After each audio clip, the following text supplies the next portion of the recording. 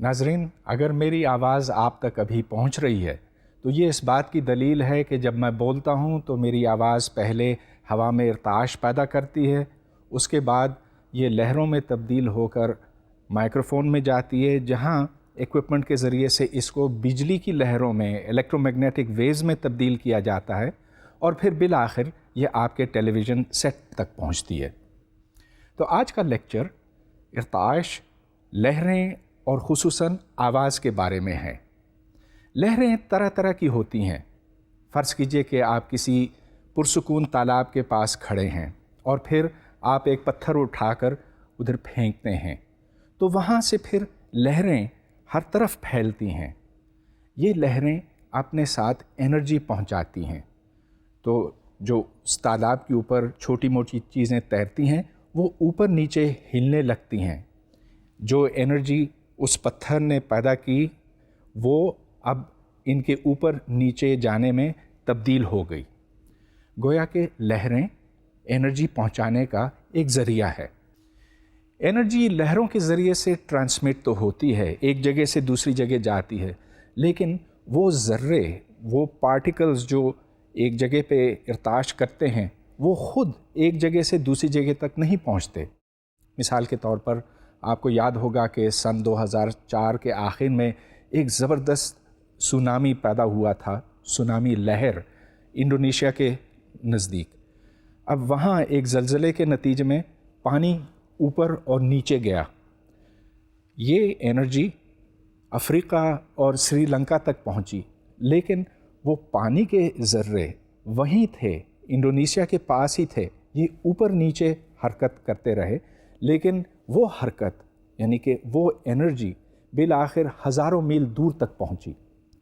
تو ایک لہر کے ہونے کے لیے میڈیم کی ضرورت، ایک ذریعے کی ضرورت لازمی ہے۔ اب آواز کے لیے ہوا کی ضرورت ہوتی ہے یا کسی اور مٹیریل کی۔ اب یہ لہریں کس طرح سے پیدا ہوتی ہیں، اس کے اوپر ہمیں ذرا غور کرنے کی ضرورت ہے۔ مثال کے طور پہ اگر آپ کے پاس ایک ٹیوب ہو اور ایک سائڈ پر ایک پسٹن ہو، وہ پسٹن آگے پیچھے یوں حرکت کرتا ہے، تو اس کے ساتھ جو ہوا کا لیئر ہے، ہوا کی تہہ ہے، وہ بھی حرکت کرتی ہے، اور ایک تہہ دوسری تہہ کو اپنی انرجی دیتی ہے۔ تو جو مالیکیولز یا جو ہوا کی تہہ یہاں پر ہے وہ تقریباً اسی جگہ پہ رہتی ہے، یوں وائبریٹ کرتی ہے، اس میں ارتعاش ہے، مگر یہ لہر جو ہے وقت کے ساتھ ساتھ آگے چلتی جاتی ہے۔ ون ڈائمینشن میں یہ خاص طور پر کلیئر ہے، لیکن اگر میں یوں چٹکی بجاؤں تو چٹکی سے کیا ہوتا ہے کہ لہریں ہر طرف یوں پھیلتی چلی جاتی ہیں۔ لہروں کو ہم کیسے پہچانتے ہیں؟ میں نے ایک پچھلے لیکچر میں آپ کو بتایا تھا کہ کسی بھی وائبریشن کو آپ 3 چیزوں سے پہچانتے ہیں۔ ایک یہ کہ اس کی فریکوینسی کتنی ہے، مطلب یہ کہ ایک سیکنڈ کے دوران کتنے ارتعاش ہوتے ہیں، کتنے سائیکلز ہوتے ہیں۔ So the number of cycles per second is frequency. دوسرے یہ کہ ایک مکمل سائیکل کو کتنا وقت لگتا ہے، یہ اس کا ٹائم پیریڈ کہلاتا ہے، جس کو ہم ٹی کہتے ہیں۔ دوسرے یہ کہ اس وائبریشن کا ایمپلیٹیوڈ کتنا ہے۔ اگر ہلکی آواز ہو تو ایمپلیٹیوڈ کم ہوگا، یا اگر ایک زلزلے کی ہم بات کر رہے ہیں تو ہلکا زلزلہ محسوس ہی نہیں ہوتا، یہ کم ایمپلیٹیوڈ کا زلزلہ ہے۔ بہرحال اب میں آپ کو یہ دکھانا چاہوں گا کہ ویوز کس طرح سے پیدا ہوتی ہیں۔ ہمارے ارد گرد کے ماحول میں اس کی ان گنت مثالیں موجود ہیں۔ اگر میں ان چابیوں کو یوں ہلاؤں تو یہ چابیاں آپس میں ٹکراتی ہیں، ٹکرانے سے ان کے ساتھ جو ہوا کی تہہ ہے وہ حرکت میں آتی ہے، اور ایک تہہ دوسری تہہ کو ہلاتی ہے، اور پھر یہ لہر آگے بڑھتی چلی جاتی ہے۔ That is called propagation of sound. لیکن اس سے اور بہت بہتر مثالیں موجود ہیں۔ ایک چھوٹے سے ایکسپیریمنٹ سے میں آپ کو یہ دکھانا چاہتا ہوں کہ لاؤڈ سپیکر کس طرح سے کام کرتا ہے اور اس سے ہم ساؤنڈ کے بارے میں کیا کچھ سیکھ سکتے ہیں۔ تو یہاں پر میرے پاس ایک سگنل جنریٹر ہے۔ سگنل جنریٹر ایک ایسا آلہ ہے جس سے ہم الیکٹریکل سگنلز مخصوص فریکوینسیز اور مخصوص ایمپلیٹیوڈز جنریٹ کر سکتے ہیں۔ تو یہاں پر ایمپلیٹیوڈ اور فریکوینسی دونوں کے نابز موجود ہیں، ہم جو فریکوینسی پیدا کرنا چاہیں پیدا کر سکتے ہیں، لیکن اس کے اندر جو سگنل پیدا ہوتا ہے وہ بہت کمزور ہے، اس کو ایمپلیفائی یعنی کہ بڑھانے کی ضرورت ہوتی ہے۔ تو اس کے لیے میں نے اس ریڈیو کا ایمپلیفائر استعمال کیا ہے۔ اس ریڈیو کے ایمپلیفائر سے پھر 2 تاریں نکلتی ہیں اور یہ میں لاؤڈ سپیکر کے ساتھ جوڑوں گا، لیکن اس سے پہلے میں لاؤڈ سپیکر کے بارے میں کچھ بتانا چاہتا ہوں۔ اس لاؤڈ سپیکر کے بنیادی طور پہ 2 حصے ہوتے ہیں، یا کہیے کہ 3 ہیں۔ ایک تو اس کا باہر کا ڈائفرام ہے، یہ کاغذ کی پلیٹ ہے، ذرا سخت قسم کا کاغذ ہے۔ جب یہ آگے پیچھے یوں حرکت کرتا ہے تو ہوا اس کے ساتھ جو ہوا کی تہیں ہیں وہ بھی موو کرتی ہیں اور اس سے پھر آواز آگے جاتی ہے۔ لیکن یہ کیوں حرکت کرتا ہے؟ پہلے ہمیں یہ سمجھنا ہوگا کہ اس کی وجہ کیا ہے۔ اس میں ایک پرماننٹ میگنٹ ہے۔ یہ دیکھیے کہ یہاں اگر میں کیل رکھوں تو کیل جا کے اس کے ساتھ لگ جاتا ہے، اور اس پرماننٹ میگنٹ یہ ایک سلنڈریکل شیپ کا میگنٹ ہے، اس کے اوپر ایک کوائل ہے، کوائل کے اوپر تار کی بہت سی ٹرنز لپٹی ہوئی ہیں، وہ 2 سرے یہاں سے نکلتے ہیں۔ تو جب اس میں سے کرنٹ گزرتا ہے تو وہ کرنٹ ایک میگنیٹک فیلڈ پر ایک فورس محسوس کرتا ہے اس میگنیٹک فیلڈ میں، اور اس کی وجہ سے اس کے اوپر ایک فورس عمل کرتی ہے۔ تو چلیے، یہ بہت باتیں ہوں گی، اب میں آپ کو یہ لگا کر دکھاتا ہوں۔ تو یہ تاریں اب جڑ گئیں، اور اب اس میں ایک کرنٹ پاس کرتا ہوں یہاں سے۔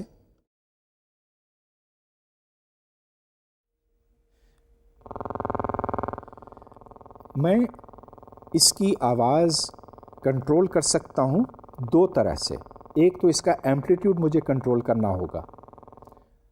تو اب آواز میں نے بہت کم کی ہوئی ہے، اب میں بڑھاتا ہوں۔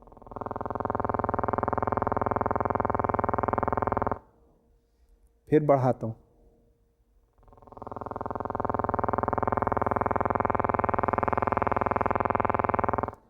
اس سے ایمپلیٹیوڈ تبدیل ہوا، لیکن ایمپلیٹیوڈ کے علاوہ ہم فریکوینسی بھی کنٹرول کرتے ہیں۔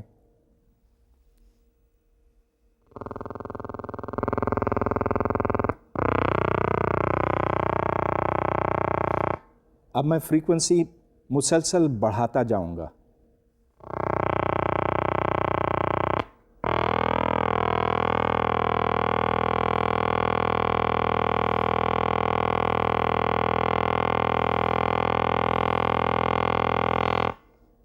اب اور بڑھاؤں گا۔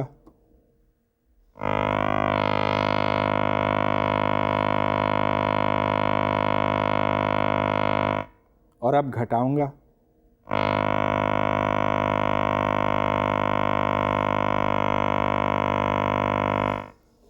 اب میں اس کو کافی بڑھاؤں گا، مطلب یہ کہ فریکوینسی میں خاصی تبدیلی کروں گا۔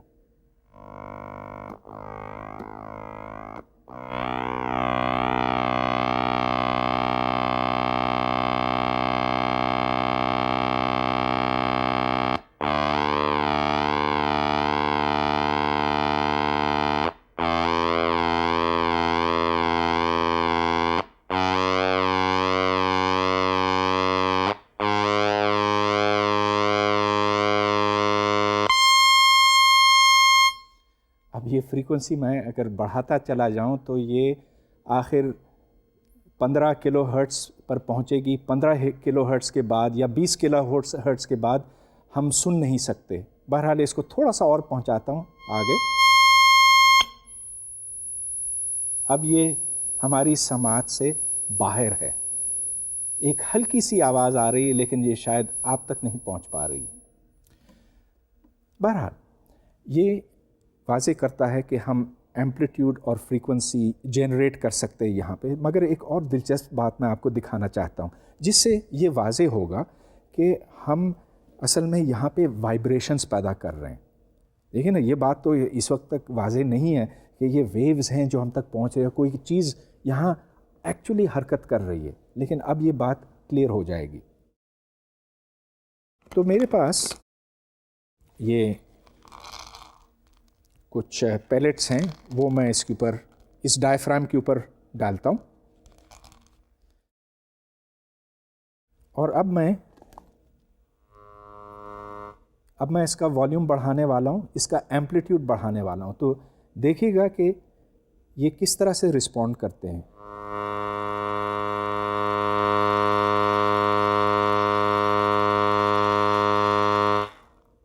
اگر میں فریکوینسی بڑھاؤں تو پھر رسپانس مختلف ہوگا.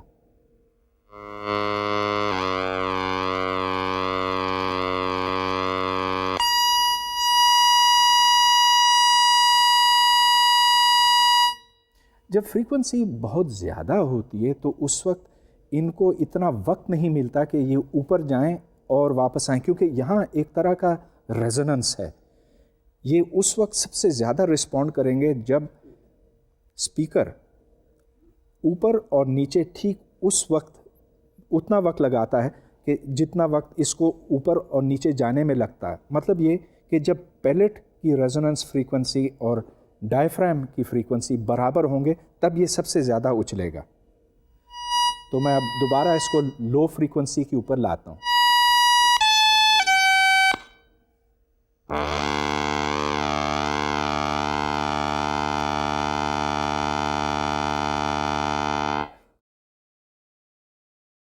میرا خیال ہے یہ بات بہت اچھی طرح سے واضح ہو گئی کہ ساؤنڈ از وائبریشن. لیکن اب ہمیں ایک اور موضوع کی طرف آنا ہے. ساؤنڈ بنیادی طور پر انرجی ہے. ویوز میں انرجی ہوتی ہے جو ایک جگہ سے دوسری جگہ تک پہنچتی ہیں. تو اب سوال یہ پیدا ہوتا ہے کہ ہم اس کو کیسے میجر کریں. مطلب یہ کہ ساؤنڈ انٹینسٹی کی پیمائش کس طرح سے کی جائے. ساؤنڈز کے بہت سے مختلف لیولز ہوتے ہیں, لیکن سب سے ہمیں پہلے یہ طے کرنا ہوگا کہ اس کے یونٹس کیا ہونے چاہیے. اب یہ دیکھیں کہ اگرچہ ہم انرجی کو جولز میں میجر کرتے ہیں, لیکن اصل میں ہمیں جولز پر سیکنڈ یعنی واٹ سے سروکار ہے. اس واسطے کہ it is the amount of energy which is reaching us in any one given time. دوسرے یہ کہ ہمیں یہ دیکھنا ہے کہ کتنی انرجی اس جگہ پر موجود ہے, یعنی کہ تمام اسپیس میں کتنی انرجی پھیلی ہے, پہنچی ہے, لیکن how much is the energy in this volume. لہٰذا ساؤنڈ کی انٹینسٹی کو ہم what's per centimetre cube میں میجر کرتے ہیں. اب بہت سے مختلف لیولز ہیں, مختلف لیولز آف ساؤنڈ ہیں, اور ان میں بہت زیادہ فرق ہے. اس واسطے ہم ایک لاگرتھمک اسکیل استعمال کرتے ہیں. لاگرتھم سے آپ واقف ہیں. Logarithm to the base 10 of 10 is equal to 1. اگر 10 اسکوائرڈ کا لیں تو 2 بنتا ہے, 10 کیوب کا 3 وغیرہ, اور 10 ٹو دا پاور n کا n بنتا ہے. تو اس طرح بہت بڑے نمبرز کو ہم ان کا لاگ لے کر چھوٹا کرتے ہیں. تو log of 10 to the power 16 is only 16, لیکن اگر آپ 10 ٹو دا 16 کو کھول کے لکھیں تو 16 زیروز لگانے پڑیں گے. ہمیں لاگرتھمس کی ضرورت یہاں اس واسطے پڑتی ہے کہ جو آواز ہلکی سی ہلکی ہوتی ہے, مطلب یہ کہ اس سے اگر ہلکی ہو تو سنائی نہ دے, that is only 10 to the power -12 watts per centimetre cube. ہم جو اسکیل استعمال کرتے ہیں وہ ڈیسیبلز کہلاتا ہے, اور یہاں پر R which is the relative intensity of sound I is defined as logarithm to the base 10 I divided by I naught. اور جیسا کہ میں نے ابھی تھوڑی دیر پہلے آپ کو بتایا, I naught is 10 to the power -12 watts per centimeter cubed. اگر آواز اس سے ہلکی ہو تو وہ سنائی نہیں دے گی. تو چلیے اب یہ دیکھتے ہیں کہ مختلف آوازیں کس انٹینسٹی کی ہوتی ہیں. ہم 10 to the -12 کو ریفرنس کے طور پر رکھیں گے, اور یہ دیکھیں گے کہ اس کے بعد جو دوسری آوازیں ہیں وہ اس اسکیل پر لاگرتھمک اسکیل پر کتنی بنتی ہیں. تو اگر پتوں کی سرسراہٹ دیکھی جائے تو that is about 10⁻11 watts per metre squared, اور ڈیسیبلز کے لحاظ سے یہ 10 بنتا ہے. اگر دو لوگ آپ سے 1 میٹر کے فاصلے پہ کھڑے ہوں اور بات چیت کر رہے ہوں تو آپ کے نزدیک جو انٹینسٹی میجر ہوگی وہ تقریباً 10⁻6 ہے، اور اس سے یہ 60 ڈیسیبلز بنتا ہے.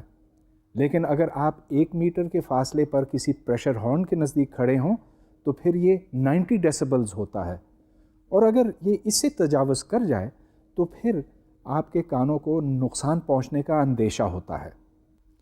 جب ویوز جنریٹ ہوتی ہیں تو ایک پیک اور دوسرے پیک میں جو فاصلہ ہے اس کو ہم ویو لینتھ کہتے ہیں. اس کی تفصیل اب ہم میتھمیٹکس کے ذریعے سے بہتر طور پہ سمجھ سکتے ہیں. تو یہ دیکھیے کہ y at time t equal to 0 at any point x is sin 2 pi over lambda into x. یہاں پر ym ایمپلیٹیوڈ ہے. کسی دوسرے وقت کے اوپر y کی value 2 pi over lambda x minus vt اس کا سائن ہوگی.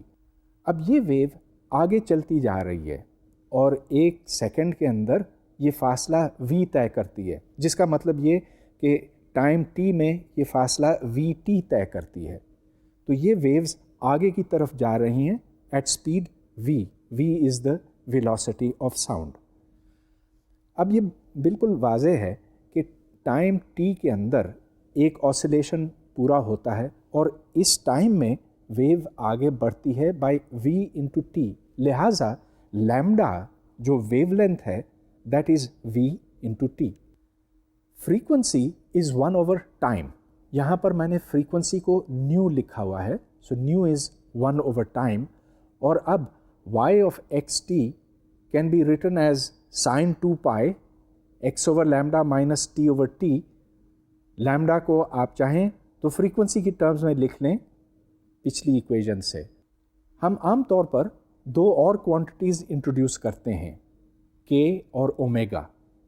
k is defined as 2 pi divided by lambda، اور اومیگا جس کو ہم اینگولر فریکوینسی کہتے ہیں، this is not 1/t but this is 2 pi divided by t، اور اس کو ہم 2 pi نیو لکھتے ہیں.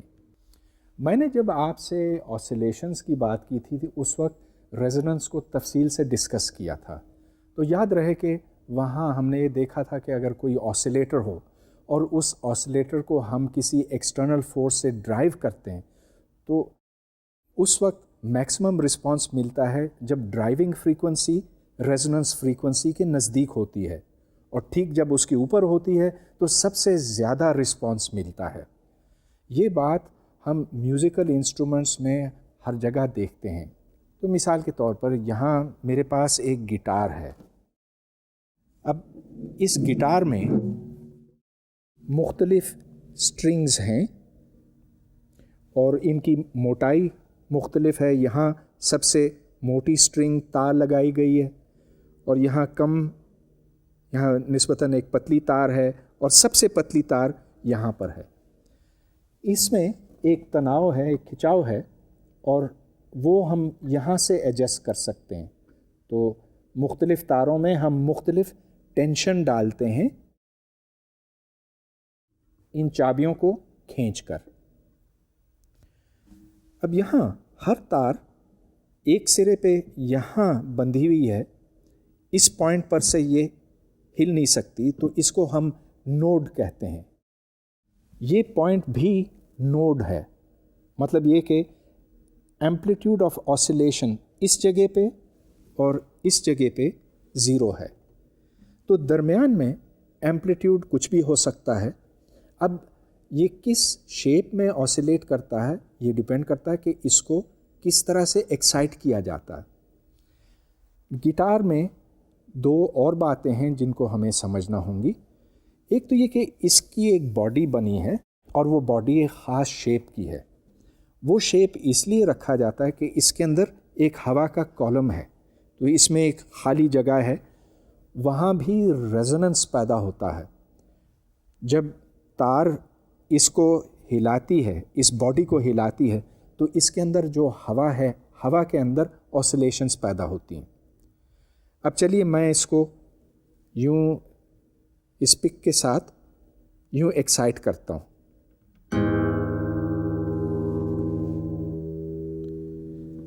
آپ دیکھتے ہیں کہ ایک ٹون اس سے نکلتی ہے جو بہت کلیئر ہے، جو بہت پیور ہے۔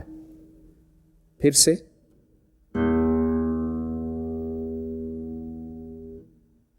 اب اگر میں پتلی تار کو یوں ایکسائٹ کروں تو ایک مختلف ٹون نکلتا ہے۔ اس کی فریکوینسی کم ہے بنسبت اس کے۔ اب اگر میں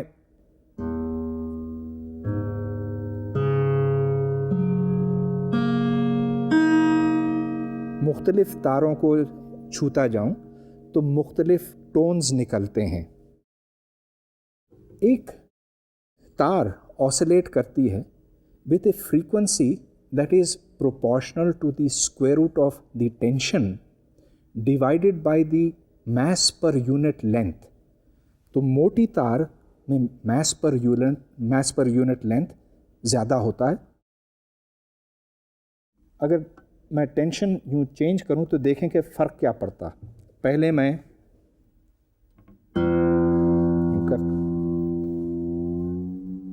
آپ دیکھتے ہیں کہ تناؤ بڑھانے سے فریکوینسی اس کی بڑھتی ہے۔ پھر دیکھتے ہیں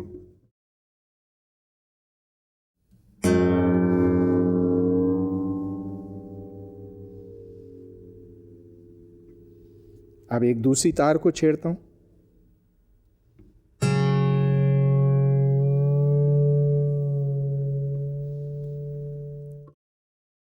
So the frequency of oscillation does depend upon the tension۔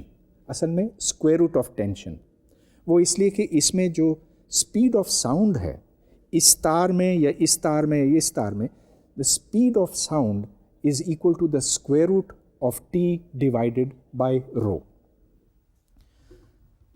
اب ایک اور بات پہ آپ غور کریں، یہاں پر نوڈ ہے اور یہاں پر نوڈ ہے،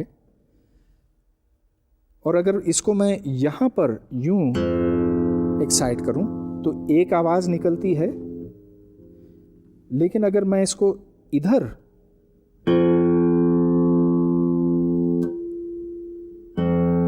یا ادھر یوں چھیڑوں تو آواز مختلف ہو جاتی ہے۔ تو گٹار بجانے والے یہاں سے فریکوینسی کنٹرول کرتے ہیں۔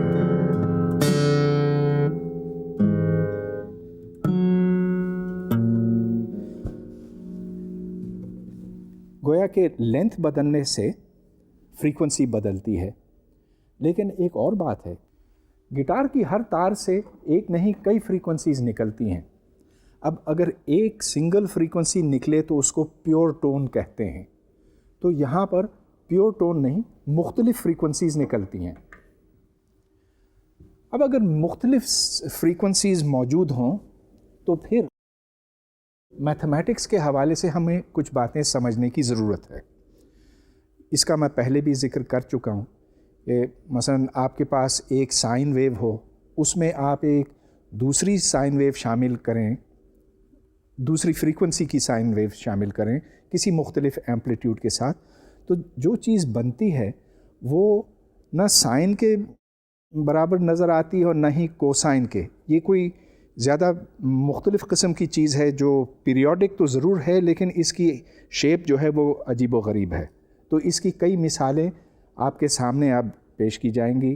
اب یہاں پر سائن ٹی اور سائن 2t کو ایڈ کیا گیا وتھ سائن 3 ایز ویل، تو ادھر 0.5 اور 0.3 کے ساتھ، یعنی کہ ان کویفیشنٹس کے ساتھ اگر آپ سائنس کو ایڈ کریں تو اس شکل کی ایک ویو بنتی ہے، لیکن اگر آپ کویفیشنٹس بدلیں تو ایک اور شیپ کی ویو بنتی ہے۔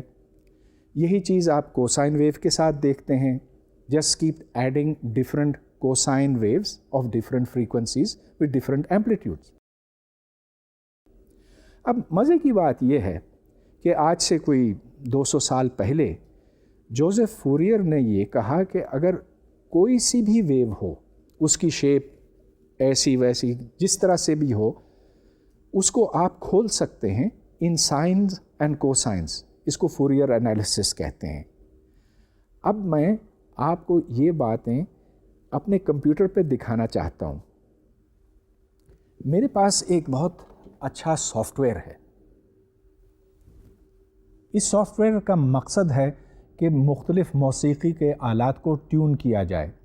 اب ٹیوننگ سے مطلب یہ کہ جو صحیح سر ہے یا جو صحیح نوٹ ہے وہ نکالا جائے اور اس کو میوزیکل انسٹرومنٹ کے ساتھ کمپیئر کیا جائے۔ اب جیسا کہ میں نے گٹار کے حوالے سے آپ کو بتایا، ایک نوٹ نہیں نکلتا، کئی نوٹس نکلتے ہیں۔ وہ نوٹ جس کی فریکوینسی سب سے کم ہوتی ہے اس کو فنڈامنٹل کہتے ہیں، فنڈامنٹل فریکوینسی کہتے ہیں یا بیسک فریکوینسی کہتے ہیں، اور جو اس کے بعد فریکوینسیز آتی ہیں ان کو اوور ٹونز کہتے ہیں۔ تو اگر ایک فریکوینسی 100 ہرٹز کی ہے یا 100 سائیکلز پر سیکنڈ، تو جو سیکنڈ اوور ٹون ہے وہ 200 کا ہوگا، تھرڈ اوور ٹون 300 وغیرہ۔ تو یہ کچھ اصطلاحات ہیں میوزک کی جن سے ہمیں واقف ہونا چاہیے۔ تو سب سے پہلے میں اس سافٹ ویئر سے کچھ پیور ٹونز نکالتا ہوں۔ اب یہ دیکھیں کہ ہمارے ہاں جو سر نکالے جاتے ہیں ان کا ایک پیٹرن ہے، سا رے گا ما پا دا نی سا، اور اس کے بعد پھر وہ دوبارہ ریپیٹ ہوتا ہے لیکن ڈبل فریکوینسی پر، اس کو سیکنڈ آکٹیو کہتے ہیں، اور پھر یہ اس کے بعد بھی ریپیٹ ہوتا، اس کو تھرڈ آکٹیو کہتے ہیں۔ تو اگر جو پہلی نوٹ ہے یا جو پہلا سر ہے اس کی فریکوینسی 101 ہے تو سیکنڈ آکٹیو میں 202 ہوگا، تھرڈ آکٹیو میں 303 وغیرہ۔ پیور ٹون کانوں کو بھلا نہیں لگتا، مگر چلیے یہ میں آپ کو ابھی دکھاتا ہوں اس سافٹ ویئر سے۔ سب سے پہلے میں ایسے کہوں گا کہ پیور ٹون نکالے۔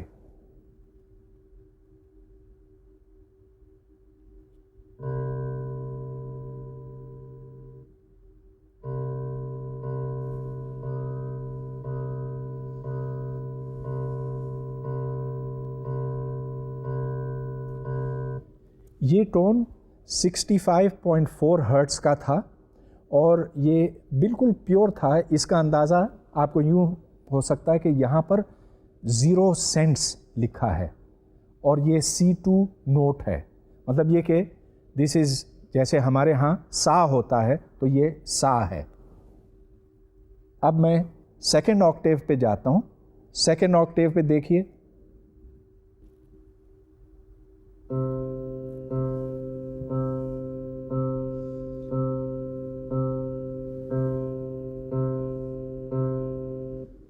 یہاں پر اس کی فریکوینسی ڈبل تھی۔ اب میں تھرڈ آکٹیو پہ جاؤں گا،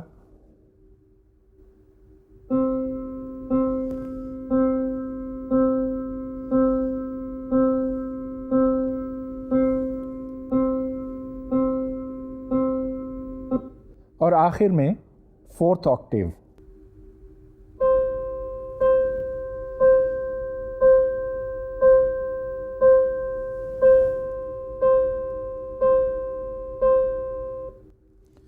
تو آپ نے یہ دیکھا کہ اس سے سر تو نکلتے ہیں مگر وہ کانوں کو کچھ زیادہ بھاتے نہیں، بھلے نہیں لگتے، خوبصورت نہیں لگتے۔ تو میوزک اور پیور ٹون میں ایک فرق ہے۔ میوزک میں یہ ہوتا ہے کہ اس میں ایک فنڈامنٹل فریکوینسی ہوتی ہے اور پھر اوور ٹونز ہوتے ہیں اسی فریکوینسی کے۔ اس کا مقابلہ کیجئے، میرا مطلب یہ کہ ابھی جو آپ نے سنا اس کا مقابلہ کیجئے گٹار کی آواز سے۔ اب اس گٹار کی آواز یہاں پکڑی جائے گی اس سافٹ ویئر کے اوپر، اور آپ یہ دیکھیں گے کہ اس میں مختلف تاروں کو چھیڑنے سے کون سی مختلف فریکوینسیز پیدا ہوتی ہیں، اور اس کے علاوہ یہ کہ ہر تار میں کون کون سی فریکوینسیز موجود ہیں۔ یاد رہے کہ یہاں پر پیور ٹون نہیں ہے، اس میں ایک فنڈامنٹل فریکوینسی اور پھر اوور ٹونز ہوں گے۔ تو غور سے دیکھیے گا۔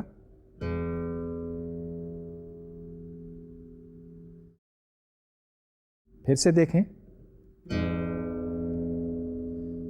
تو اس میں 84 ہرٹز کا سگنل آیا تھا. اب میں ایک پتلی تار کو چھیڑتا ہوں اور یہاں پر آپ کو بیسک فریکوینسی اس سے زیادہ ملتی ہے، لیکن یہاں پیور ٹون نہیں ہے. اس کا آپ کو یہاں سے پتہ چلتا کہ اس میں سینٹس آ جاتے ہیں اور اس میں ایک فریکوینسی نہیں کئی ہیں، لہٰذا اس سافٹ ویئر کو کبھی ایک زیادہ دکھائی دیتا ہے اور کبھی دوسرا. اس کا مائکروفون اس کمپیوٹر کے ساتھ لگا ہوا ہے اور یہ اس آواز کو پک کر رہا ہے. اب یہ دیکھیں کہ میں کئی تاریں ایک ساتھ بجاتا ہوں اور یہاں یہ تھوڑا سا کنفیوز ہو گیا کیونکہ ایک ٹون یہاں پر ڈومینیٹ نہیں کرتا، لیکن جہاں ایک ٹون ڈومینیٹ کرتا ادھر آپ دیکھتے ہیں کہ کافی دیر تک یہ ٹھہرتا ہے. تو 182 پہ یہ ٹھہر گیا تھا. اب جو اوور آل ویو فارم بنتی ہے اس کی شکل میں آپ کو دکھانا چاہتا ہوں.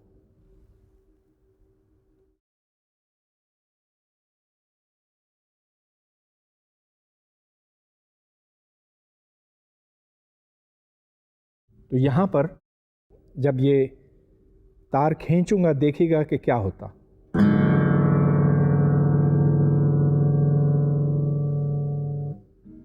پھر سے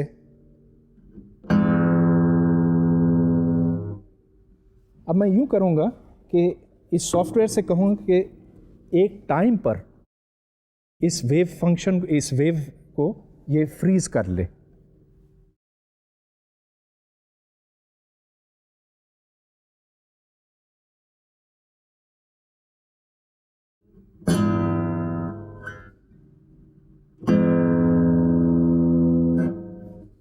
پھر سے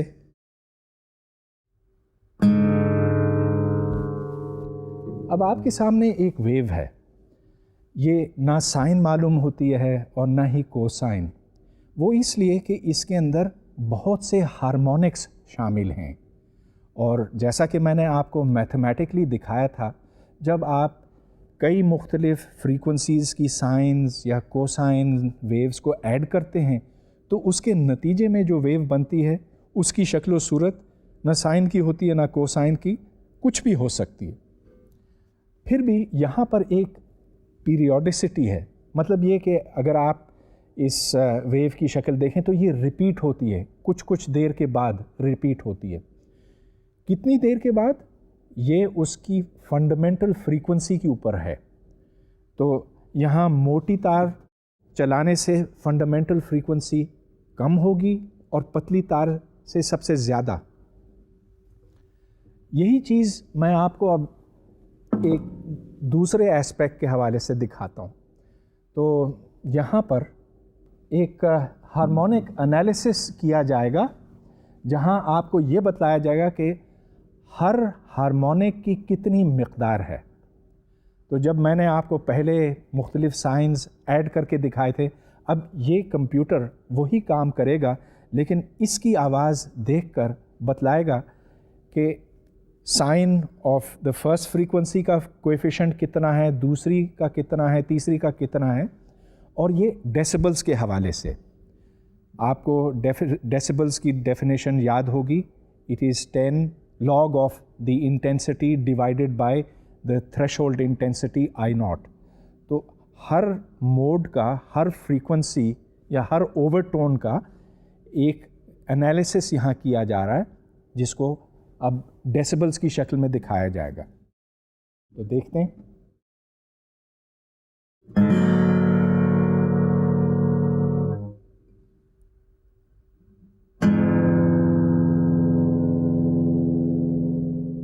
یہاں پر نظر آتا ہے کہ ہر موڈ کی فریکوینسی، اس میں ڈسٹورشن اور اس کا ایمپلیٹیوڈ، یہ ساری باتیں بتلائی گئی ہیں.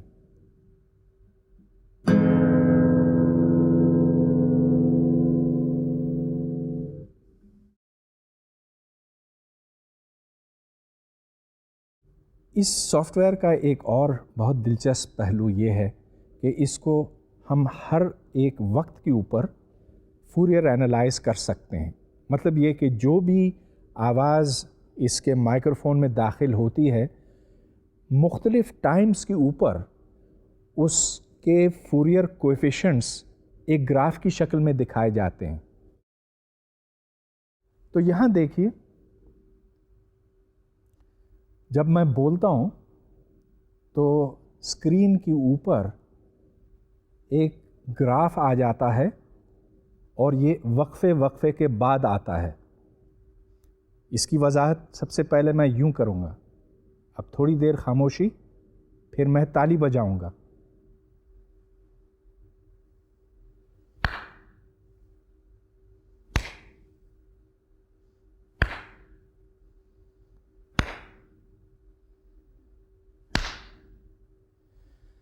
تالی بجانے سے کئی مختلف فریکوینسیز ایکسائٹ ہوتی ہیں.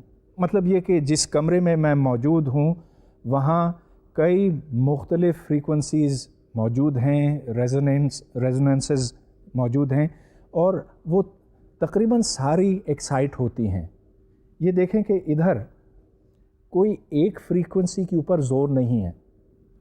پھر سے کرتا ہوں.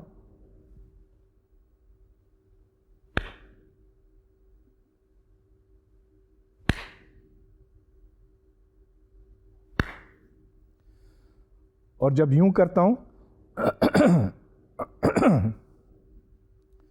تو یہاں تمام فریکوینسیز موجود ہوتی ہیں اور اس کو ہم نوائز کہتے ہیں.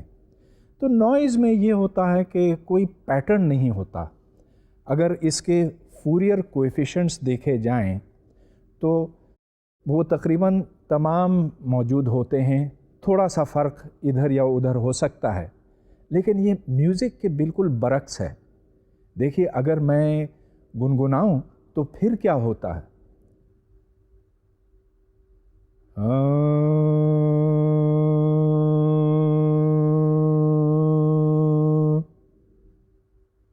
اب صرف چند مخصوص فریکوینسیز نکلتی ہیں. پھر دیکھیے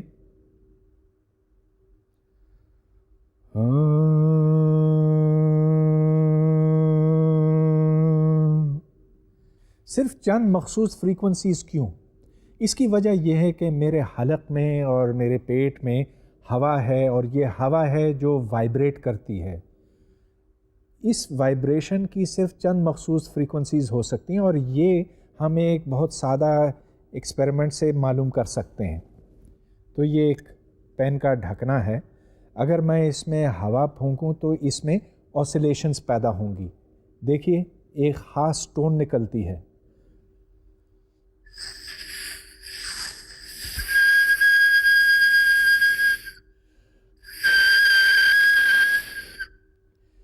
تو یہاں پر جو وائبریشن فریکوینسی ہے وہ اس سے متعین ہوتی ہے کہ یہ فاصلہ کتنا ہے. اب یہ فاصلہ جتنا زیادہ ہوگا تو بیسک ویو لینتھ اتنی ہی زیادہ ہوگی. مطلب یہ کہ جو λ/2 ہے وہ اس لیے کہ نیچے نوڈ ہے. نوڈ سے مطلب یہ کہ ادھر ہوا ساکن ہے، اٹ از ایٹ ریسٹ، جبکہ میکسیمم وائبریشن یہاں پر ہے. چنانچہ ایک ویو بنتی ہے یا ہاف ویو، اور اس ہاف ویو کے مختلف ہارمونکس ہیں یا اوور ٹونز ہیں. اس واسطے ہمیں یہاں پر ایک یا صرف چند فریکوینسیز سنائی دیتی ہیں. تو یہ تو بات ساؤنڈ جنریشن کی تھی.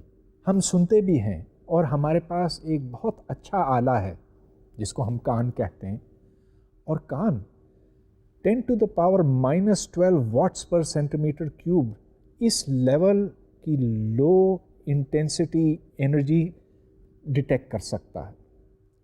یہ کیسے کرتا ہے؟ اگر ہم کان کے اندر جھانک کر دیکھیں تو ہمیں ایک بڑا کمپلیکیٹڈ اسٹرکچر دکھائی دیتا ہے. کان کے اس حصے کو کوکلیا کہتے ہیں.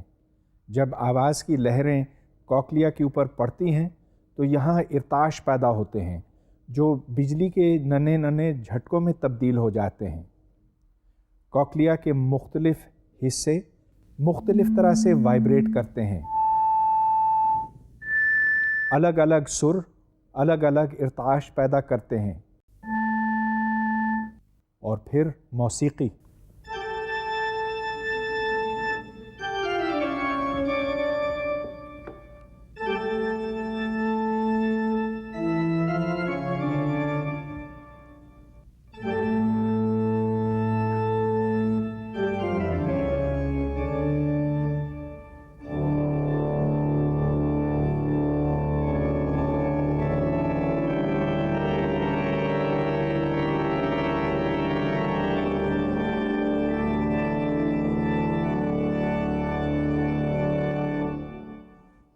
اب میں ایک دوسرے موضوع کی طرف آتا ہوں.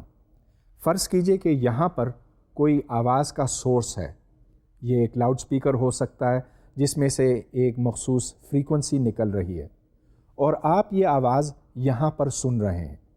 تو جیسے جیسے آپ اس کی طرف دوڑتے جاتے ہیں تو جو ویوز آپ کی طرف آتی ہیں آپ پہلے ہی پہنچ رہے ہیں وہاں پہ.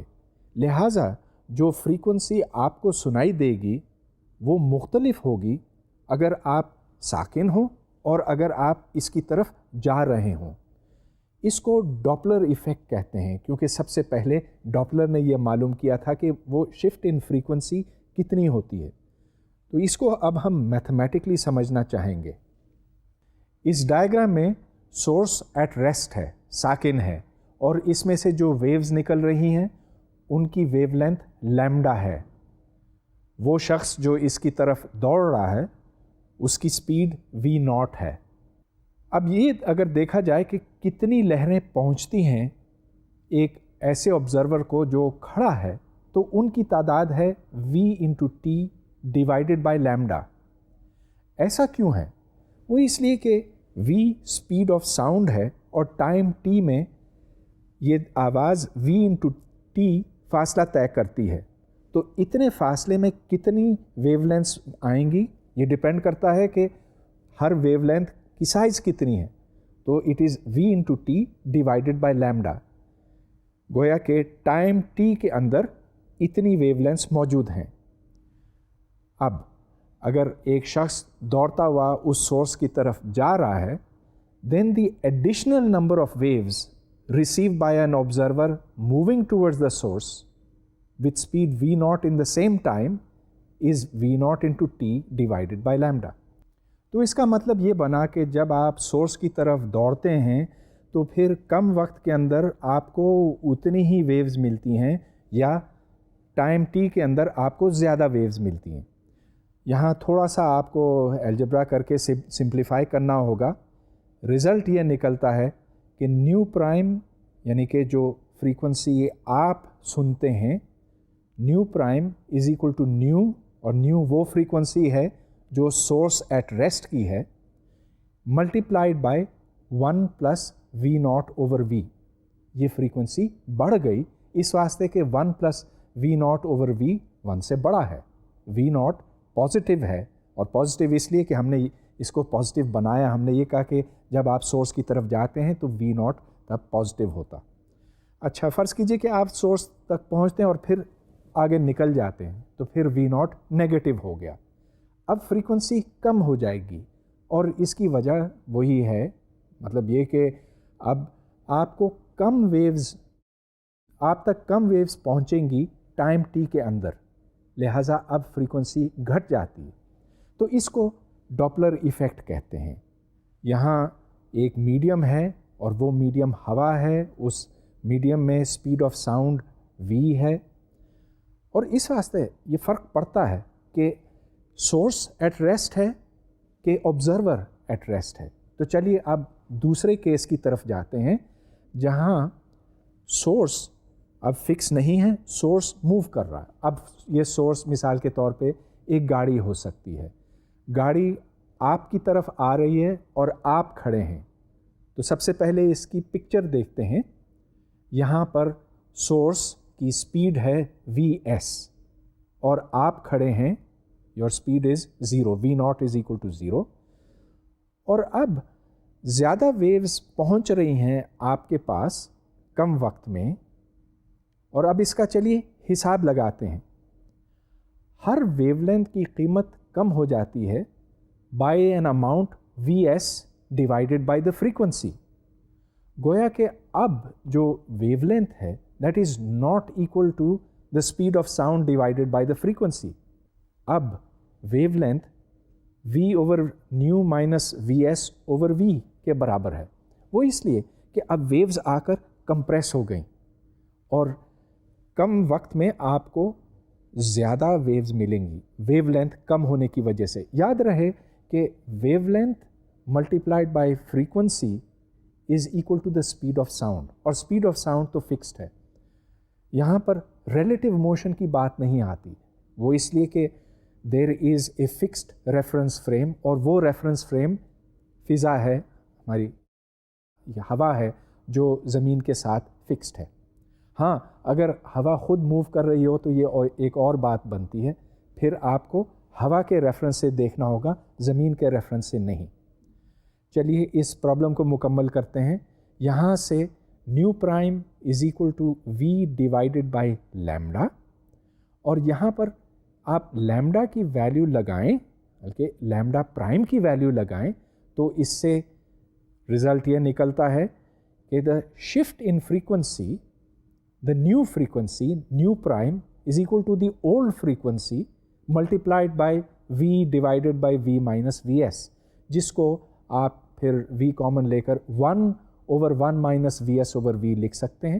اور یہاں بھی یہ بات واضح ہو گئی کہ فریکوینسی بڑھ گئی.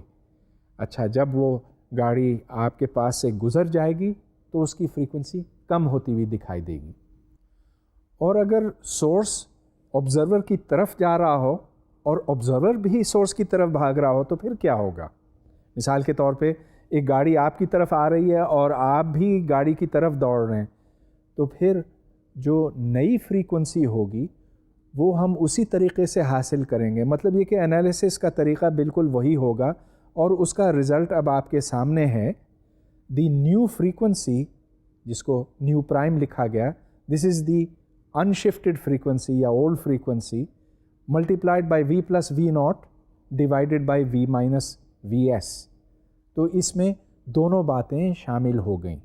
یہ ساری باتیں ہوا سے متعلق تھیں. مطلب یہ کہ جب کوئی آواز ہوا کے تھرو گزرتی ہے تو پھر وہاں پر ڈاپلر شفٹ میجر کیا جاتا ہے, اور یہ ایک بہت یوزفل طریقہ ہے جس سے آپ میجر کر سکتے ہیں کہ کوئی جسم جس میں سے آواز نکل رہی کس رفتار پہ موو کر رہا.